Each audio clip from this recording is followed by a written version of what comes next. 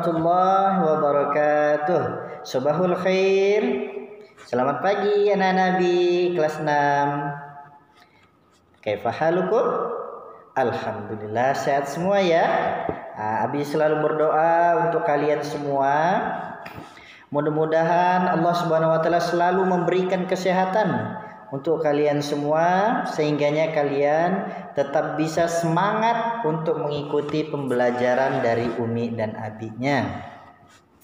Sehingganya kalian semua kelak akan menjadi anak-anak yang cerdas, anak-anak yang berakhlakul karimah dan istiqomah dalam ketaatan kepada Allah Subhanahu wa taala.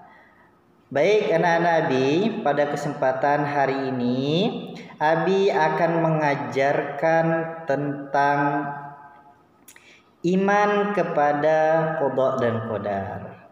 Nah, sebelum Abi mulai pembelajaran, Abi ingin tanya kepada kalian. Rukun iman itu yang berkaitan tentang beriman kepada qada dan qadar, rukun iman yang keberapa? Ayo. Iya, betul sekali ya. Rukun iman yang ke-6. Baik. Yang pertama, iman kepada Allah Subhanahu wa taala. Kepada Allah Subhanahu wa taala. Kemudian yang kedua, iman kepada malaikat-malaikat Allah. Kemudian yang ketiga, iman kepada kitab-kitab Allah. Kemudian yang keempat, iman kepada rasul-rasul Allah. Kemudian yang kelima, iman kepada hari kiamat. Yaitu pelajaran yang sudah pernah kita bahas pada pekan yang lalu tentang hari kiamat. Dan insya Allah mudah-mudahan kalian semua sudah paham kan? Tentang pembelajaran yang lalu tentang hari kiamat, macam-macamnya ya, kemudian jenis-jenis ataupun nama-nama dari hari-hari kiamat itu. Nah, Abi rasa kalian pasti sudah memahaminya. Nah, untuk yang sekarang kita akan belajar tentang rukun iman yang ke-6, yaitu tentang beriman kepada qada dan qadar. Apa sih Bi qada dan qadar itu? Nah, Abi ingin memberikan penggambaran untuk kalian bahwasanya iman kepada qada dan qadar itu sebenarnya sering kalian jumpai dalam kehidupan sehari-hari. Yaitu ketika kalian pernah tidak melihat orang-orang sedang berkumpul di sebuah rumah, yang rumah tersebut sedang berkibar bendera kuning. Ternyata rumah tersebut sedang berduka. Dikarenakan kenapa? Karena mereka salah satu keluarganya ada yang meninggal dunia. Ada yang meninggal karena sakit, ada yang meninggal karena kecelakaan, ada juga yang meninggal dikarenakan memang sudah usianya sudah tua. Dan biasanya keluarga tersebut akan mengalami kesedihan yang luar biasa. Sehingganya banyak orang-orang bersedih terlalu mendalam dikarenakan kepergian saudaranya, orang tuanya, kakaknya, adik-adiknya. Tapi jika kita akan mempelajari tentang qada dan qadar ini, kita bisa menyikapi bahwasanya musibah yang terjadi pada diri kita itu adalah takdir dari Allah Subhanahu wa taala. Begitu anak-anak Abi. Nah, jadi hari ini Abi akan mengupas tentang qada dan qadar. Apa itu Bi qada? Qada menurut bahasa, kalian lihat di samping, yaitu ketetapan atau keputusan. Sedangkan menurut istilah, qada adalah ketetapan atau keputusan dari Allah Subhanahu wa taala kepada seluruh makhluknya yang telah ditetapkan sejak zaman azali. Apa itu bi zaman azali? Yaitu suatu zaman di mana makhluk hidup belum Allah Subhanahu wa taala ciptakan. Termasuk manusia di dalamnya. Jadi seluruh alam semesta ini sebelum Allah ciptakan, termasuk manusia, hewan dan lain sebagainya, itu disebut sebagai alam azali. B. Contoh-contoh qada itu apa saja, B? Nih, contoh-contoh qada kalian lihat di samping. Seperti kelahiran, kematian, rizki, jodoh, ya. Kemudian juga musibah dan lain-lainnya, itu semua merupakan qada ataupun ketetapan dari Allah Subhanahu wa taala. Subhanahu wa taala berfirman, A'udzu billahi minasy syaithanir rajim. Bismillahirrahmanirrahim. Ma asaba min musibatin fil ardi wala fi anfusikum illa fi kitabim min qabli an nabra'aha inna zalika 'ala Allahi yasir. Sadaqallahul azim. Quran surat Al-Hadid ayat 22. Yang artinya adalah setiap bencana yang menimpa di bumi dan menimpa dirimu sendiri, semuanya telah tertulis di dalam kitab Lauhul Mahfuz sebelum kami mewujudkan. Sungguh yang demikian itu adalah mudah bagi Allah Subhanahu wa ta'ala. Al-Quran surat Al-Hadid ayat 22. Ayat tersebut menunjukkan kepada kita bahwasanya segala sesuatu yang terjadi di alam semesta ini adalah kehendak dari Allah Subhanahu wa ta'ala. Tidak ada satupun yang dapat menghalangi atas suatu ketetapan dari Allah Subhanahu wa taala kepada makhluknya. Semuanya telah ditulis di dalam kitab Lauhul Mahfuz dan itu tidak ada yang mengetahuinya kecuali telah terjadi. Baru orang sadar, oh ternyata telah ditetapkan oleh Allah Subhanahu wa taala. Jadi apapun yang terjadi, kita harus menerima dan mengucapkan alhamdulillah kepada Allah Subhanahu wa taala. Begitu ya anak-anak Nabi ya. Oke. Kemudian yang kedua yaitu tentang qadar.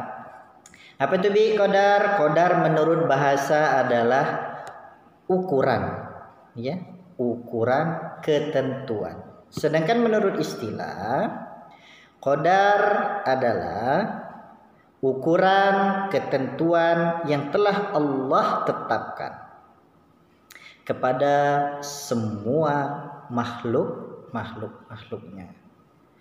Allah Subhanahu wa taala berfirman di dalam Al-Qur'an, "Inna kulla syai'in khalaqnahu biqadar." Yang artinya, sungguh kami menciptakan segala sesuatu menurut ukuran. Quran surah Al-Qamar ayat 49. Contoh-contohnya seperti apa, Bi? Misalkan rizki.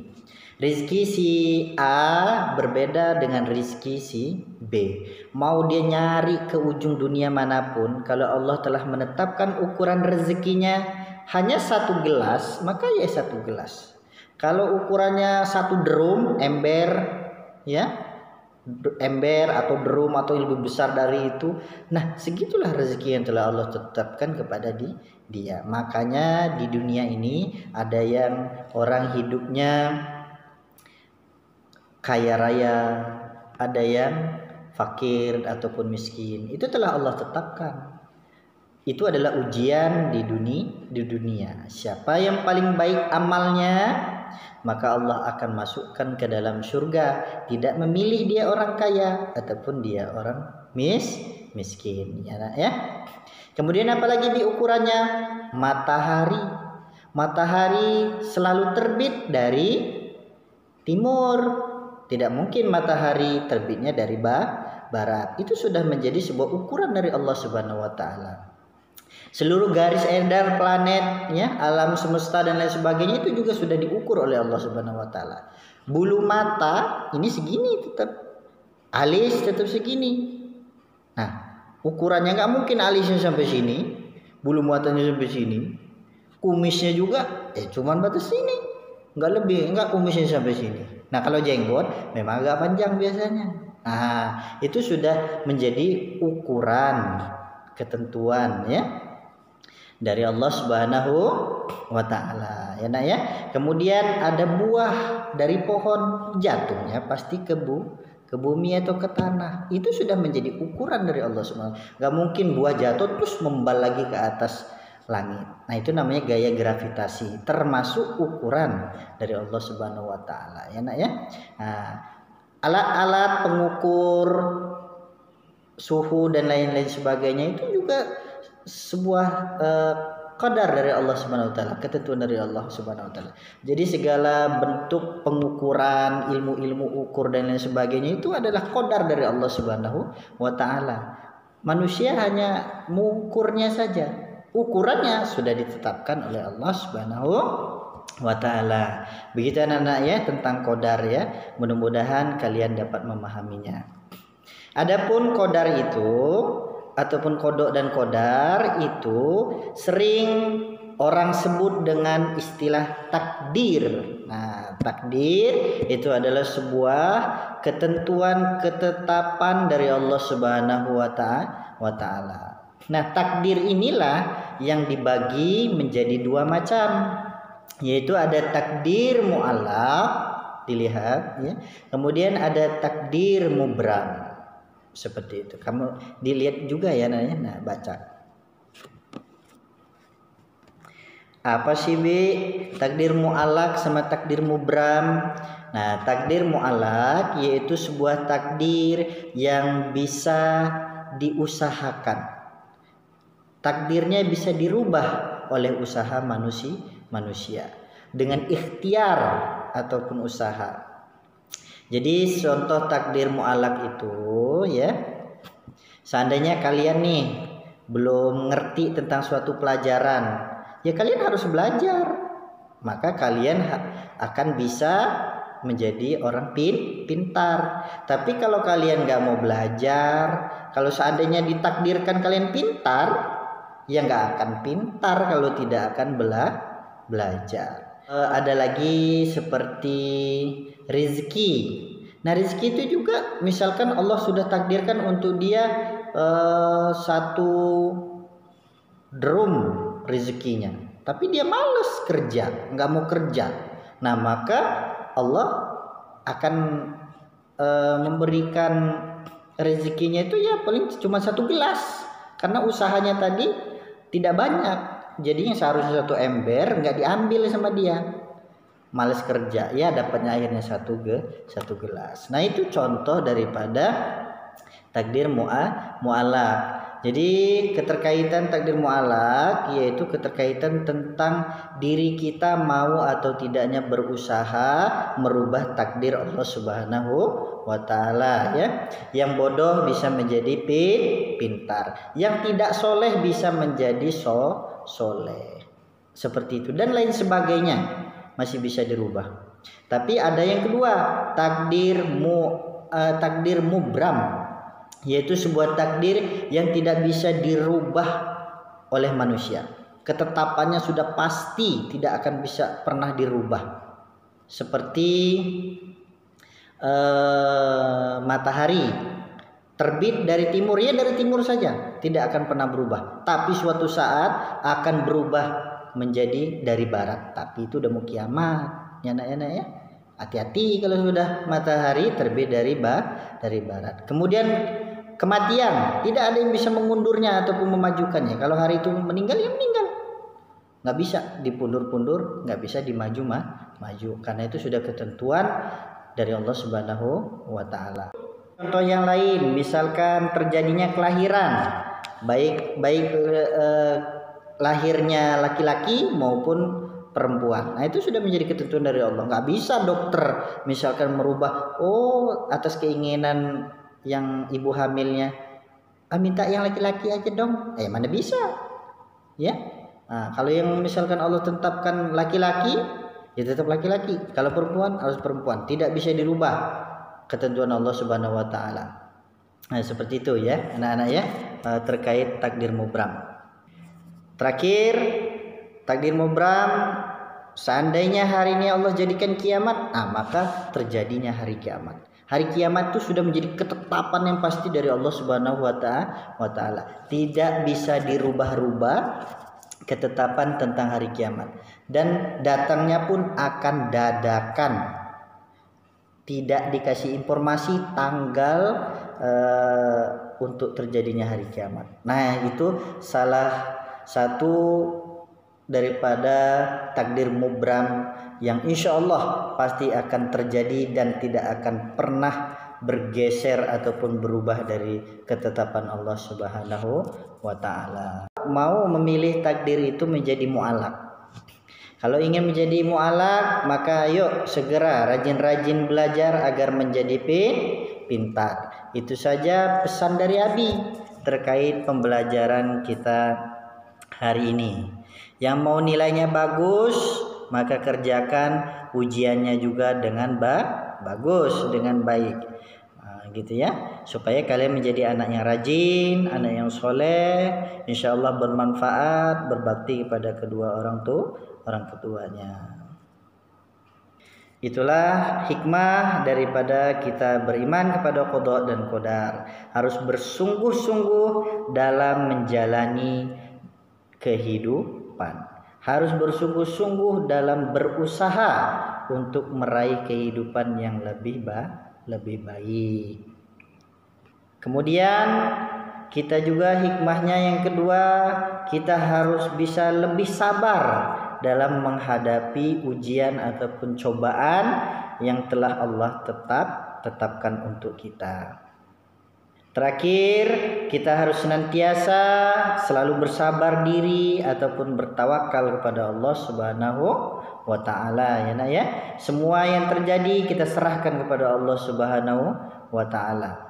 Bertawakal kepada Allah Subhanahu wa Ta'ala, sebagaimana yang telah kita sering baca setiap hari di dalam sholat, ya nak ya. Qul inna salati wa nusuki wa mahyaya wa mamati lillahi rabbil alamin. La syarika lahu wa bidzalika umirtu wa ana awwalul muslimin. Pernah dengar kan kalimat ini di dalam iftitah kita dalam sholat, ya, yang artinya katakanlah, sesungguhnya sholatku, ibadahku, hidupku, kemudian matiku, itu karena Allah Subhanahu wa Ta'ala, Tuhan semesta alam. Jadi semuanya karena Allah Subhanahu wa Ta'ala. Tidak ada sekutu baginya, dan demikianlah yang diperintahkan keadaannya kepadaku. Dan aku adalah orang-orang yang pertama berserah diri kepada Allah Subhanahu wa ta'ala sebagai seorang muslim yang sejati, muslim yang paripurna, muslim yang istiqamah di dalam ketaatan kepada Allah Subhanahu wa taala. Quran surat Al-An'am ayat 162 sampai 163. Abi berpesan kepada kalian, nanti pendidikan agama Islam akan ujian, kalian belajar dengan baik. Kemudian setelah ujian kita akan kembali lagi untuk belajar PAI dengan judul memahami perilaku, hormat dan patuh kepada kedua orang tua, guru dan sesama anggota keluarganya. Itu saja yang dapat Abi sampaikan. Sekian. Assalamualaikum warahmatullahi wabarakatuh.